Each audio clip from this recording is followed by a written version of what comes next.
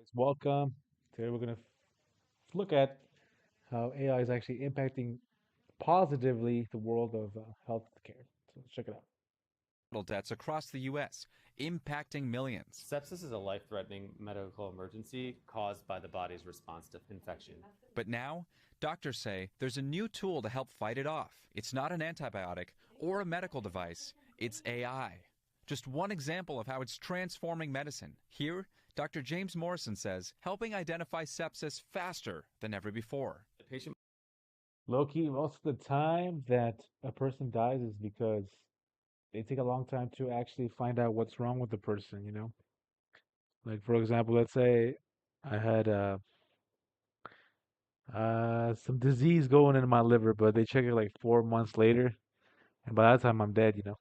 So I think that's why it's going to help out. might come in reporting chest pain or something like that. You're going to be thinking of a heart attack. Sepsis might not be the first thing you think of. While you're focusing on the patient, talking to them about what's going on, and the data starts to come in, the AI can be working on at the same time to say, does any of this fit with a pattern of sepsis? The Cleveland Clinic, which is invested in this technology, showed us how it works.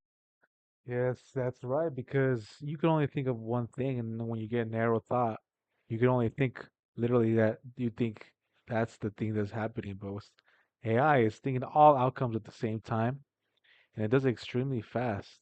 So, Works in real time from a digital dummy patient, pulling data like heart rate, temperature, and oxygen levels. All of those are indicative to us that the patient could have a new infection or sepsis. Last year, across our system, we had over 30,000 sepsis cases, about 2,000 deaths.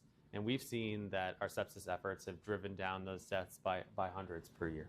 If their tool is like a security system constantly monitoring your body, in North Carolina, a spine surgeon is using AI differently. It's how I've often described it to patients is it tells me where I am, even though I may not know with my own eyes, just like a GPS in your car would do. Dr. Brett Rockos at Duke Health says this new technology gives him a 3D view of the patient's spine in real time. Made by Proprio, advanced sensors work to digitally replicate a patient's spinal anatomy. Dr. Rocco says the tool can help shorten complicated hours-long surgeries. What that means for the patient is they're having less anesthetic, less time asleep on the operating table, less bleeding. The AI tool is FDA approved, already used in over 100 surgeries, with the company saying more hospitals are now set to test it. Meanwhile, back in Ohio, the Cleveland Clinic will also start testing the world's first neurological AI model that's not trained on text, but on I actually think they already gave them a model for that. I heard it on the other video. They actually have one, and it's actually helping doctors clear patients much faster and give them a better diagnostic and a better outcome. So they already have that. electrical brainwaves. Seizures are storms of electricity happening in the brain. Dr. Imad Najim runs the hospital's epilepsy center. Wow.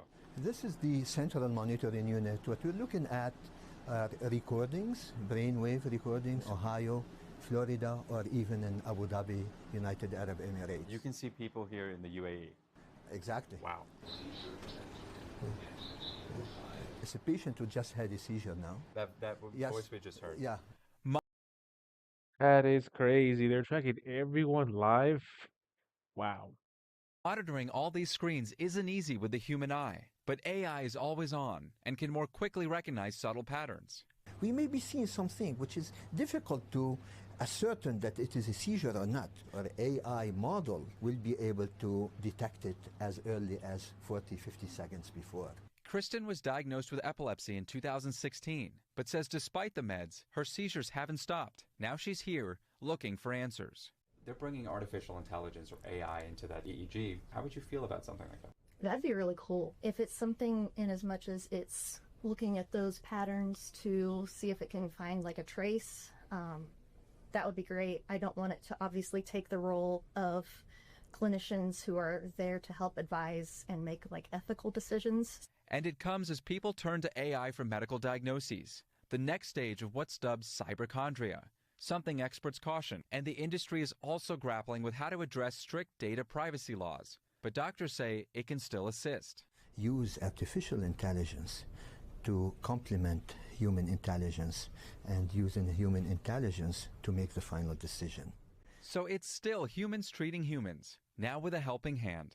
Dr. Akshay Syal, NBC News, Cleveland, Ohio. We thank you for watching, and remember, stay updated on breaking news and top stories on the Well, I am all up for this integration. I think it's going to help patients. And let's look at the positive side.